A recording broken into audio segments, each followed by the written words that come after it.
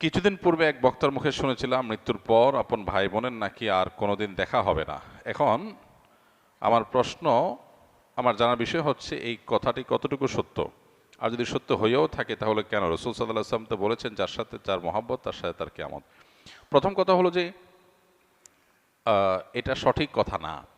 যদি কোনো বক্তা বলেও থাকেন যে মানুষ মারা যাওয়ার পরে তার ভাই বোনের সাথে দেখা আর কোনোদিন হবে না, এটা সঠিক কথা না। কারণ কোরআন হাদিসে কোথাও এরকম কোনো কথা বলা হয়নি যে মানুষের মৃত্যুর পর আর প্রিয়জনের সাথে কখনো দেখা হবে না, বরং এর উল্টাটা আছে। আল্লাহ রাব্বুল আলামিন কোরআনে হাকিমের মধ্যে ইরশাদ করেছেন, যে ব্যক্তি ঈমান এনেছে এবং ওয়াত্তাবা'আতহুম যুররিয়্যাতুহুম, তার পরবর্তী বংশধর যাদেরকে সে রেখে গেছে পৃথিবীতে, তারা যদি তার অনুসরণ করে, অর্থাৎ তার ঈমান আমলের অনুসরণ করে, তাহলে আল্লাহ তাআলা বলেছেন যে তাদেরকে তাদের সাথে আল্লাহ তাআলা ইলহাক করে দিবেন, সংযুক্ত করে দিবেন। অতএব এই আয়াত বরং পরিষ্কার বলছে যে কোনো মানুষের মৃত্যুর পর তার আত্মীয় স্বজন বা যাদেরকে তিনি রেখে মৃত্যুবরণ করলেন, সে মানুষগুলো, প্রিয়জনরা যদি তার আদর্শ অনুসরণ করে, অর্থাৎ ঈমান আমলের চর্চার মধ্যে থাকে, তাহলে তাদের সাথে কিয়ামতে বা আখিরাতে আল্লাহ রাব্বুল আলামিন তাদের সাথে সাক্ষাৎ এবং একসাথে থাকার সুযোগ আল্লাহ তাআলা দান করবেন। এটা এখান থেকে পরিষ্কারভাবে বোঝা যায়। আর এর পাশাপাশি নবী সাল্লাল্লাহু আলাইহি ওয়াসাল্লাম আরেকটা হাদিস আছে, আলমার ও মা'মান আহাব, অর্থাৎ মানুষ যাকে ভালোবাসে তার সঙ্গে সে থাকবে। সেটার একটা অর্থ হতে পারে যে একজন মানুষ যখন জাহান্নামী কোনো মানুষকে ভালোবাসবে, আপনি কার ফ্যান, কার ফলোয়ার, কাকে ভালোবাসেন, কাকে অনুসরণ করেন, এটার উপর নির্ভর করে আপনার গন্তব্য। একজন মানুষ যখন কোনো খারাপ মানুষ অনুসরণ করে, তখন তার সাথে কিয়ামত হবে, তার সাথে তার হাসর হবে, সে তার পরিণতি ভোগ করবে। আর কেউ যখন কোনো জান্নাতি মানুষকে ভালোবাসে, জান্নাতি মানুষের অনুসরণ করে, তখন সে তার সাথে জান্নাতে থাকার সুযোগ লাভ করবে। এখান থেকে পরিষ্কারভাবে বোঝা যায় যে কোনো বক্তা যদি এরকম কথা বলেও থাকেন তাহলে এটা সঠিক না। তবে হ্যাঁ, কিয়ামতের পর একজন মানুষ তার প্রিয়জনের সাথে তার সাক্ষাতের সুযোগ হবে না, বা গন্তব্য পৃথক হবে, যখন একজন জান্নাতি হবে আরেকজন জাহান্নামী হবে। এখন প্রশ্ন হলো যে আমার ভাই, আমার মা, আমার বাবা, আমার সন্তান কেউ যদি বেঈমান হয় আর সে যদি জাহান্নামী হয়, আর আমি যদি জান্নাতি হই, তো জান্নাতে আমার সুখ হবে না, আমার তো মনে কষ্ট থাকবে যে আমার প্রিয়জন জাহান্নামে। তো জান্নাতে তো কারোর কোনো কষ্ট থাকার কথা না। জান্নাত আজা কে আজারে নাবাসদ, কাছে রাবা কাছে কারে নাবাসদ, ফার্সিতে একটা কবিতা আছে, জান্নাত সেই জায়গা যেখানে কোনো কষ্ট থাকবে না। তো আমার যদি, আমার প্রিয়জন যদি জাহান্নামে যায়, আমি যত জান্নাতে যাই আমি তো সুখ পাবো না, তাহলে আল্লাহ তাআলা আমাকে কিভাবে সুখী করবেন? উত্তর হলো, আল্লাহ রাব্বুল আলামিন আমাদেরকে জান্নাতে যখন নেবেন, বা আখিরাতের মারহালা বা স্তরগুলো যখন, লেয়ারগুলো যখন আমরা পার হব, আমরা দুনিয়ার মতো করে সেগুলোকে চিন্তা করি সাধারণত। এখানে যেরকম আমরা একে অন্যকে ফিল করি, মিস করি, আল্লাহ তাআলা সেখানকার পরিবেশ পরিস্থিতি, আমাদের মানসিক অবস্থা, সব কিছুকে আখিরাতের জন্য অনুকূল করে দিবেন। আপনার প্রোফাইল থেকে যদি আল্লাহ তাআলা তাদেরকে ডিলিট করে দেন, আপনার মেমোরি থেকে আল্লাহ তাআলা তাদের দূর করে দেন, যে আপনার আত্মীয় স্বজনের মধ্যে যারা জাহান্নামে গেছে, তাহলে আপনি কি তাদের কষ্ট অনুভব করবেন? আপনার অন্য সব কিছু ঠিক আছে, শুধু ওইটুকু আল্লাহর মেমোরি থেকে আপনার ডিলিট করে দিয়েছেন, তাহলে আপনি কিভাবে কষ্ট পাবেন? আজকাল অনেক কিছু বোঝা আমাদের জন্য সহজ হয়ে গেছে।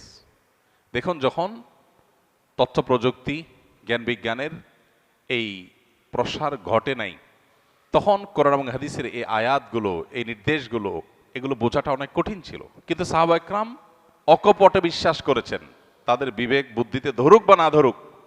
আজকে আমরা দেখতে পাচ্ছি দারুণ লজিক সেখানে আছে, যথেষ্ট যৌক্তিক গ্রাউন্ড আছে। আজকে 2025-এর পৃথিবীতে আল্লাহর দ্বীনের অনেক বিষয়, কোরআন এবং হাদিসের অনেক বিষয়, আখিরাতের অনেক বিষয় হয়তো আমরা বুঝে আসছে না।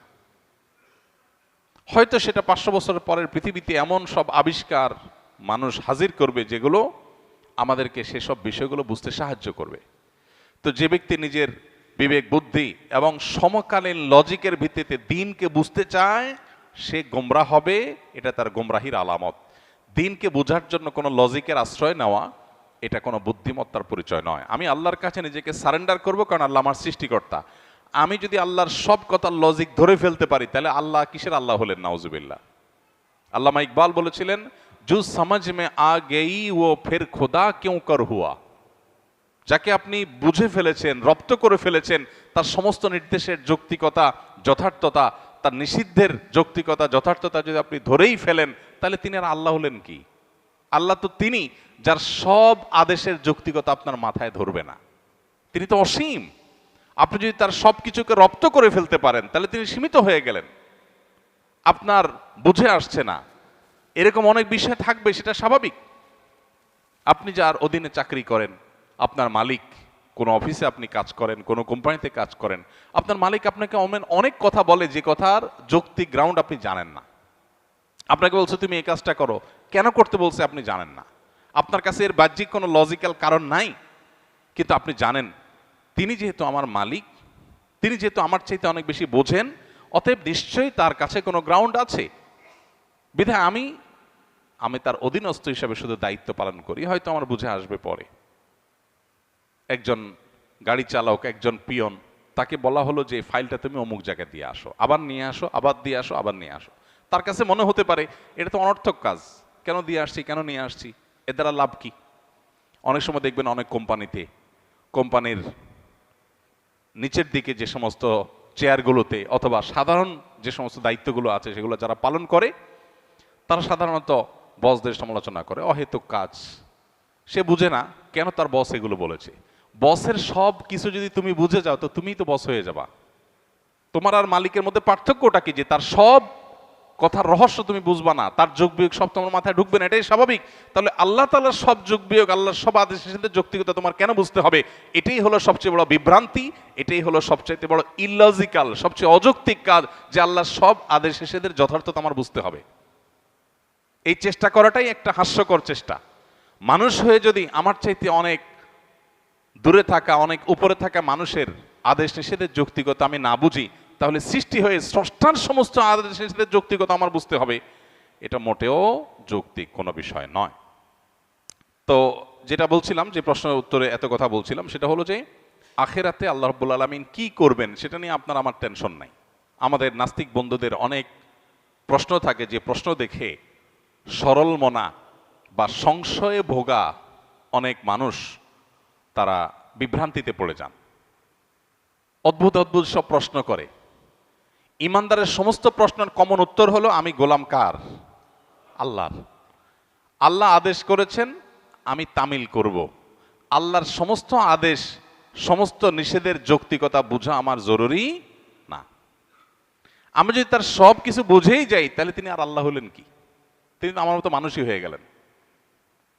আল্লাহ তো সে অসীম সত্তা, যার আদেশ নিষেধকে আমার সীমিত বিবেক দিয়ে সবকিছু বুঝবো না, এটাই তো স্বাভাবিক। অতএব আখেরাতে কিয়ামতের দিন আল্লাহ তাআলা কিভাবে, আমার আত্মীয় স্বজন কেউ যদি জাহান্নামী হয়, আমি যদি জান্নাতি হই, তা আল্লাহ আমাকে কিভাবে সুখ দিবেন, এটা নিয়ে আমার টেনশন নাই। সুখ কিভাবে দিবেন এটা আল্লাহর কাজ, আমার টেনশন না করলেও চলবে। অদ্ভুত অদ্ভুত প্রশ্ন অনেকে করে। প্রশ্ন করে, ভাই একজন মানুষ কিয়ামতের মহাপ্রলয়ের 500 বছর আগে মারা গেছে, 500 বছর ধরে সে জাহান্নামী হওয়ার কারণে কবরের আযাব সত্য। আহলে সুন্নাত ওয়াল জামাতের আকীদা হলো আযাবুল কবরি ওয়া নাঈমুহু হাক্কুন। কবরে আযাব হবে খারাপ মানুষদের, আবার ভালো মানুষ হলে তার কবরে শান্তিরও ব্যবস্থা হবে। তার লাশ মাটির সাথে মিশে পচে গলে যেতে পারে আপাত দৃষ্টিতে, কিন্তু ওই তার ধ্বংসাবশেষ, তার যে মূল উপাদান, সেটাকে আল্লাহ তাআলা শান্তি দিবেন। দেখতে দেখা যাবে মাটি, সে মাটি হয়তো কষ্ট ভোগ করছে বা সুখ ভোগ করছে, এটা আমরা অনুভব করব না। আজকের পৃথিবীতে এটা তো বোঝা খুব সহজ। আজকের পৃথিবীতে এরকম বিষয়গুলো বোঝা একেবারেই সহজ। তো এই বিষয়টা সত্য। এখন প্রশ্ন হলো, যে ব্যক্তি কি আমাদের 500 বছর আগে মারা গেল, তাকে আল্লাহ তাআলা 500 বছর ধরে কবরের শাস্তি দিচ্ছেন। আরেকজন কিয়ামতের ঠিক আগের দিন মারা গেল, যেদিন কিয়ামত তার আগের দিন মারা গেল, তার শাস্তি দিন আল্লাহ তাআলা একদিন। এখন নাস্তিক ভাইদের প্রশ্ন হলো যে, ভাই মনে করেন দুইজন একে অপরাধে মারা গেছে, সমান অপরাধী হয়ে মারা গেছে। একজন 500 বছর ধরে শাস্তি পাইছে কবরে, আরেকজন মাত্র একদিন পাইছে, এরপর তো কিয়ামত হয়ে গেছে, আর কবরের শাস্তির সুযোগই নাই। তাহলে আল্লাহ তাআলা এখানে ইনসাফ কেমনে করবেন? আল্লাহ কিভাবে ইনসাফ করবেন এই টেনশন তার মাথায় ঢুকছে। আল্লাহ রাব্বুল আলামিন ইনসাফ করবেন, দ্যাটস ইট। আল্লাহ কোরআনে পরিষ্কারভাবে ঘোষণা করে দিয়েছেন, ওমা রাব্বুকা বিযাল্লামিল লিল আবিদ। আল্লাহ তার কোনো বান্দাদের প্রতি কোনো জুলুম করবেন না, আল্লাহ জুলুম করেন না। আল্লাহ বলেছেন হাদিসে কুদসিতে, ইন্নী হাররামতু যুলমা আলা নাফসি, আমি নিজের প্রতি নিজে জুলুমকে হারাম করে দিয়েছি। সো 500 বছর আগে মারা গেছেন, কিয়ামতের একদিন আগে মারা গেছেন, সেম অপরাধের অপরাধী, সমান অপরাধের অপরাধী, সমান দোষে দোষী, কিন্তু একজনকে 500 বছর ধরে শাস্তি, আরেকজনকে একদিন আগে শাস্তি। এই দুইটার মধ্যে আল্লাহ ব্যালেন্স কিভাবে করবেন? তার হাজারটা ব্যবস্থা আল্লাহর কাছে থাকতে পারে। আমার এটা চিন্তা না করলেও চলবে। আল্লাহ করবেন ইনসাফ, এতটুকু নিশ্চিত। আল্লাহ জুলুম করবেন না, এটুকু নিশ্চিত। কিভাবে করবেন সেটা আল্লাহ ভালো জানেন, এটা আমার জানার দরকার নাই। এটা হলো ইমানদারের কথা। তারপরেও বুঝার জন্য ইব্রাহিম আলাইহিস সালাম যেরকম বলেছেন, আল্লাহ কিভাবে আপনি আবার প্রাণীগুলোকে একত্র করবেন, জীবিত করবেন, আমাকে একটু দেখান। আল্লাহ বলেছেন, আওয়ালাম তো মিন, তোমার কি ইমান নাই? ইমান আসে না, বিশ্বাস হয় না? বলছেন হ্যাঁ, বালা ওয়ালা কিল্লিয়াত মাইন্না কালবি। আল্লাহ তাকে দেখাইছেন। তো বোঝার জন্য বলা, একজন মানুষকে 500 বছর ধরে শাস্তি দিলেন আল্লাহ তাআলা, আরেকজনকে একদিনে শাস্তি দিলেন। 500 বছরের শাস্তি একদিনে। এই শাস্তির কোয়ালিটি দিয়ে দীর্ঘদিন ধরে দেওয়া শাস্তি আর অল্প সময় দেওয়া শাস্তি দুইটাকে সমন্বয় করা সম্ভব কিভাবে? আপনি একজনকে 100টা কিল দিলেন, কিল, দুজন সমান অপরাধ করছে, একজনকে 100টা দিয়েছেন, আরেকজনকে একটা দিয়েছেন, দুইটাকে সমান করা সম্ভব না? সম্ভব না। এখন কিল মাপা যায়। এখন মানুষ কতটা জোরে আঘাত করেছে এটাও মিটার দিয়ে কি করা যায়? মাপা যায়। আপনি একজনকে ছোট ছোট করে 100টা কিল দিলেন, যে পরিমাণ কষ্ট পাবে, আরেকজনকে একটা বড় করে একটা দিলেন, সমান করা সম্ভব কি সম্ভব না? হ্যাঁ, 1000 কিল আর একটা কিল সমান করা সম্ভব কি সম্ভব না? হাতুড়ি দিয়ে এমন ভাবে জোরে দিলেন যেটা একদম নাই হয়ে গেল দুনিয়ার থেকে। আরেকজনকে 10,000 কিল দিলেন। তো এই দুইটার মধ্যে যদি ব্যালেন্স করা সম্ভব হয়, তাহলে 500 বছর আগে মারা যাওয়া মানুষ আর কিয়ামতের একদিন আগে মারা যাওয়া মানুষের শাস্তির মধ্যে ব্যালেন্স করা কেন অসম্ভব হবে? মানুষ সবকিছু নিজের মতো করে ভাবে, এই জন্য সে ভুল করে। আমি মানুষ, আমার সীমিত শক্তি সামর্থ্য দিয়ে আমি ভাবি, আল্লাহ তাআলা অসীম, অতএব তার দ্বারা অসম্ভব বলতে কিছুই নাই। কিয়ামতের ময়দানের আল্লাহ রাব্বুল আলামিন জান্নাতে আত্মীয় স্বজনকে যেরকম মিলিত করাবেন, আবার জাহান্নামে আত্মীয় স্বজনের রাস্তা ভিন্ন হয়ে যাবে, কিন্তু ভিন্ন হওয়ার কারণে জান্নাতের কোনো কষ্ট হবে না। সে ব্যবস্থা আল্লাহ করবেন। কিভাবে করবেন আল্লাহ জানেন, কিভাবে করবেন আল্লাহ জানেন। এক লোক প্রশ্ন করেছে, ভাই আমার তো বিড়ি খাওয়ার অভ্যাস আছে, আল্লাহ তো জান্নাতে যা চাইবেন তাই দিবে, তো আমি জান্নাতে বিড়ি খাওয়া ছাড়া তো আমার ভাল লাগবে না। যদি আল্লাহ আমারে জান্নাত দেন, যদি আল্লাহ আমাকে জান্নাত দেন, হতে পারে না যে অনেক গুনাহ করার পর আল্লাহ মাফ করে জান্নাত দিয়ে দিয়েছেন, হতে পারে, ইমানদার হলেই হলো। তো আমি ইমানদার মুসলমান, আল্লাহ আমার সব মাফ করে জান্নাত দিতে পারেন, সুযোগ তো আছে। যদি দেন তো আমার তো বিড়ি ছাড়া ভালো লাগবে না। তো জান্নাতে গেলে আল্লাহ আমারে বিড়ি দিবেন কিনা? দিলে জান্নাতে বিড়ির মতো নোংরা জিনিস থাকলো, দুর্গন্ধ। আবার যদি আল্লাহ না দেন, তাহলে আমার জান্নাতে সুখ হবে কেমনে? তো উত্তর হলো, আপনার অন্তরে যে বিড়ির চাহিদা আছে, এই নোংরামি আল্লাহ তাআলা দূর করে দিবেন, এটা আর থাকবে না আপনার মনে। সম্ভব কি সম্ভব না? সম্ভব, বিভিন্নভাবে সম্ভব। অতএব এই বিষয়গুলোকে আল্লাহ তাআলার উপর ন্যস্ত করা দরকার। আখিরাতের বিষয়গুলোকে আমরা নিজেদের মতো করে ভাবা ভুল।